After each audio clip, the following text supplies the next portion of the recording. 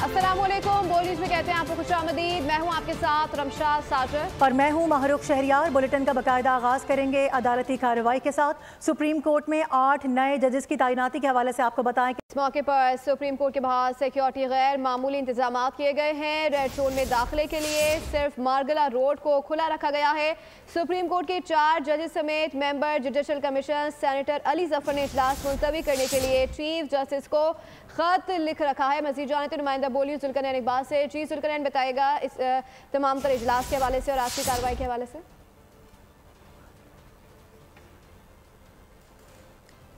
अपने नाजरीन को बता रहे हैं कि सुप्रीम कोर्ट में 8 नए जजेस की तैनाती। Chief justice of Pakistan justice Yahya Afridi की ज़ेर सदारत जुडिशल कमीशन का इजलास आज होगा।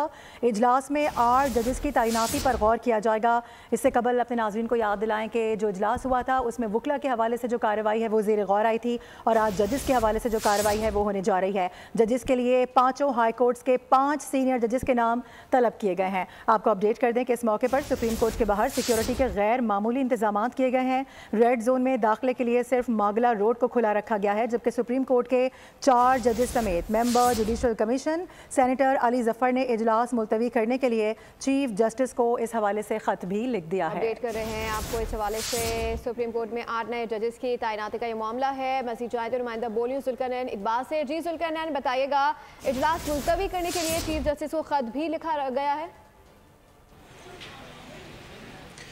देखिए, सुप्रीम कोर्ट ऑफ पाकिस्तान 2 बजे आम तरीन इजलास होने जा रहा है, जहां सुप्रीम कोर्ट में 8 नए जजेस की तैनाती अमल में लाई जाएगी। इस हवाले से जुडिशल कमीशन के जो अरकान हैं, जिसमें जस्टिस मंसूर अली शाह हैं, वो भी मुतालबा कर चुके हैं। जस्टिस मुनीब अख्तर भी मुतालबा कर चुकी हैं कि इजलास को मुलतवी किया जाए जब तक 26वीं तरमीम पर फैसला नहीं हो जाता। इस्लामाबाद हाई कोर्ट में सीनियरिटी का जो इशू है वो जब तक तय नहीं हो जाता।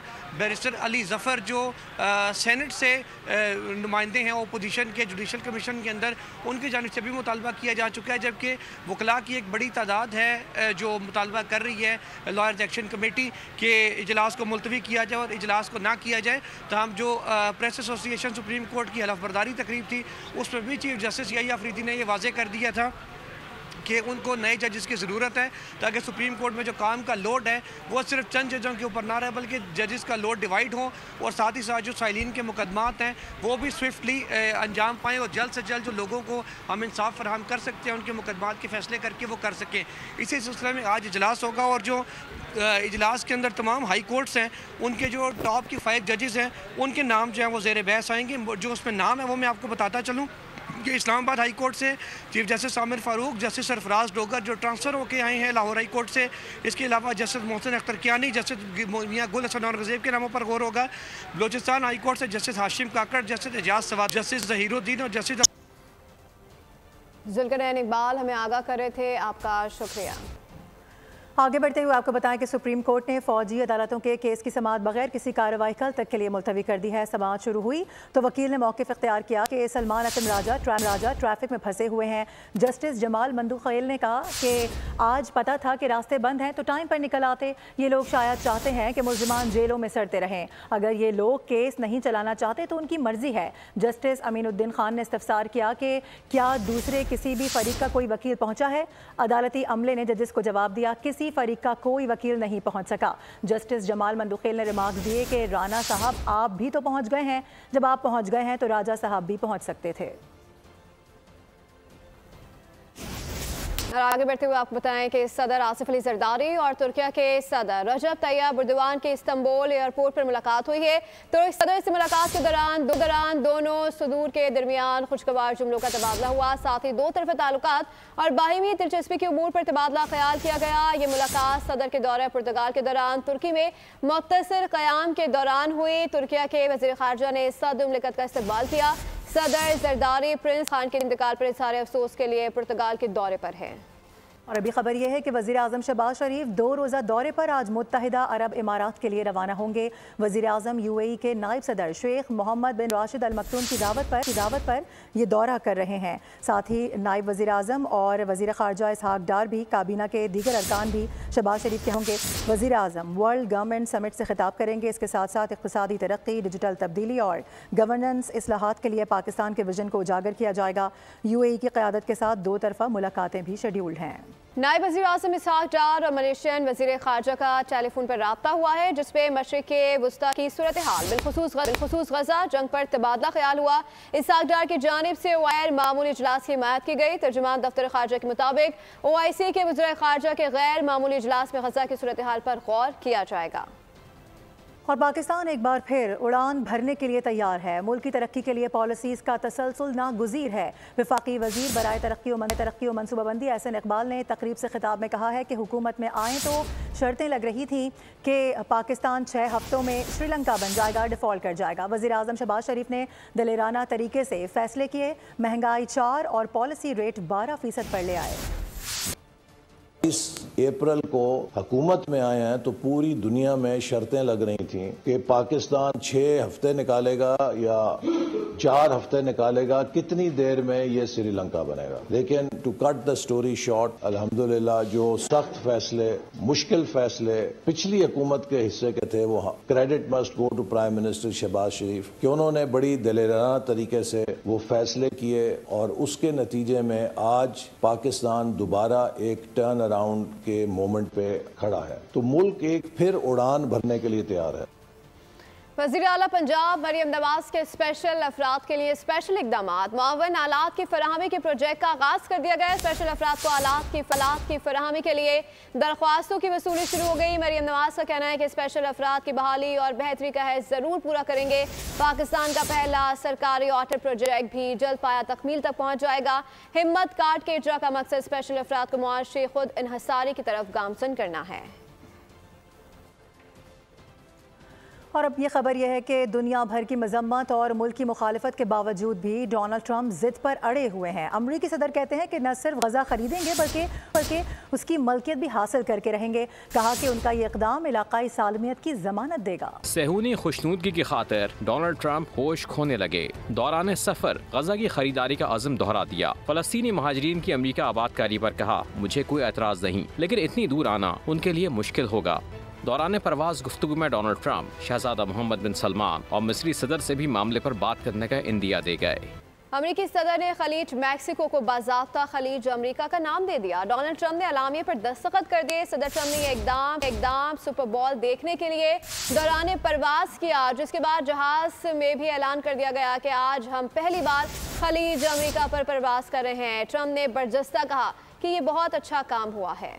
अहम खबर आपको देंगे, पाक फिजाइया की ऊंची उड़ान, भारतीय फिजाइया भी परेशान। 5th जनरेशन फाइटर जेट से भारत की नींदें हराम। दिफाई माहिरीन ने नेक्स्ट जनरेशन पाक फिजाइया को खतरा करार दे दिया है। बात करेंगे, नुमाइंदा खुसूसी सलमान अवान हमें ज्वाइन कर रहे हैं। सलमान, बताइएगा इस हवाले से। जी बिल्कुल, जब से पाक फिजाइया ने एक नेक्स्ट जनरेशन एयरफोर्स बनने के लिए खास तौर पर 5th जनरेशन फाइटर जेट के हवाले से पेशकदमी की है, उस वक्त से मुसलसल देख रहे हैं कि भारतीय फिजाइया और जो भारतीय दिफाई माहिरीन हैं उन्होंने सिचुएशन को अलार्मिंग करार दिया और उनका ये मानना है कि भारतीय फिजाइया की जो स्क्वाड्रन स्ट्रेंथ है वो पहले ही कम हो चुकी है और आने वाले दिनों में जब MiG-21 रिटायर होंगे तो भारतीय फिजाइया की स्ट्रेंथ मजीद कम हो जाएगी। और दूसरी तरफ पाकिस्तान एयरफोर्स जिस तरह से तेजी से पहले J-35 और उसके बाद TFX के हवाले से पेशरफ्त कर रही है कि J-35 इंशाल्लाह जल्द ही पाकिस्तान एयरफोर्स में शामिल होने वाले हैं। हमारे पायलट्स की ट्रेनिंग जारी है और उसके बाद फिर TFX जो है उसके हवाले से भी हम देखेंगे कि 2028 के बाद एक सॉलिड पेशरफ्त होती दिखाई देगी। इस हवाले से जनरल रिटायर्ड बख्शी हैं, मेजर जनरल रिटायर्ड बख्शी हैं, उनका एक इंटरव्यू सामने आया है जिसमें वो अपनी हुकूमत को कोसते बुरा भला कहते दिखाई देते हैं। इसके साथ ही वो अमेरिका पर इल्जाम लगाते हैं कि उसने भारत की पीठ में छुरा घोंपा है और अमेरिका अब इंडिया को F-35 देने के लिए तैयार नहीं है, जबकि भारत को फौरी तौर पर पाकिस्तान का, चाइना का मुकाबला करने के लिए बल्कि ठीक है। सलमान, इस हवाले से आप तो आगाह कर रहे हैं, लेकिन इस हवाले से भारत की जो नाकामी है, भारतीय दिफाई तज्जिया क्या कह रहे हैं वो भी आपको दिखाते हैं। स्टॉक मार्केट की बात करें, पाकिस्तान स्टॉक मार्केट में आज मिला जुला रुझान देखा जा रहा है। आगाज में 100 इंडेक्स में 500 से ज़ायद पॉइंट्स का इजाफा रिकॉर्ड किया गया। तमाम ट्रेडिंग के दौरान 300 से ज़ायद पॉइंट्स की कमी हुई है। कारोबार के दौरान 100 इंडेक्स 245 पॉइंट्स पर ट्रेड हुई। जबकि मुल्क की माशी खुशहाली के लिए SIFC की काविशें भी जारी हैं। SIFC की मुआवनत से पाकिस्तान और चीन के दरमियान मुख्तलिफ शोबों में ताउन बढ़ाने के लिए मुफाहिमती याददाश्तों पर दस्तखत किए गए हैं, जिसमें साइंस एंड टेक्नोलॉजी और इक़्तिसादी तरक्की समेत मुख्तलिफ शोबों में ताउन बढ़ाने पर इत्तफाक किया गया। इसके अलावा आलमी सतह पर ताउन बढ़ाने और सकाफती वफूद के तबादलों के जरिए ताल्लुकात मज़ीद मजबूत बनाने का अज़म भी दोहराया गया।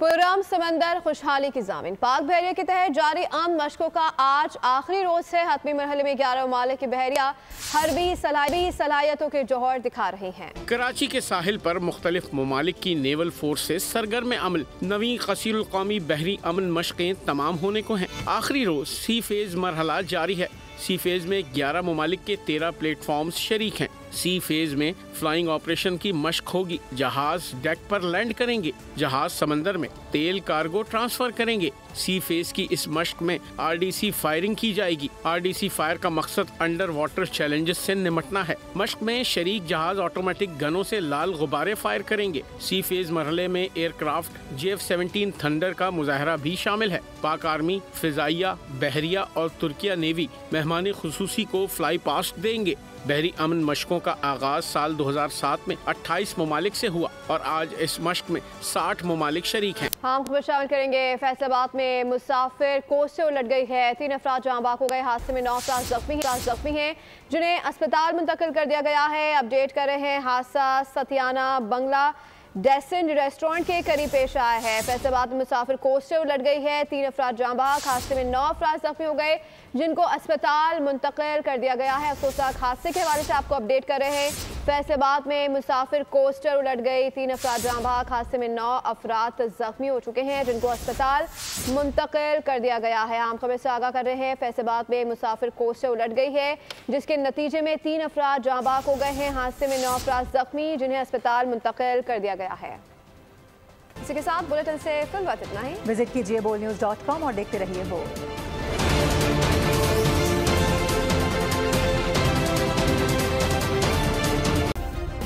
सब्सक्राइब करें और बेल दबाएं ताकि कोई खबर रह न जाए।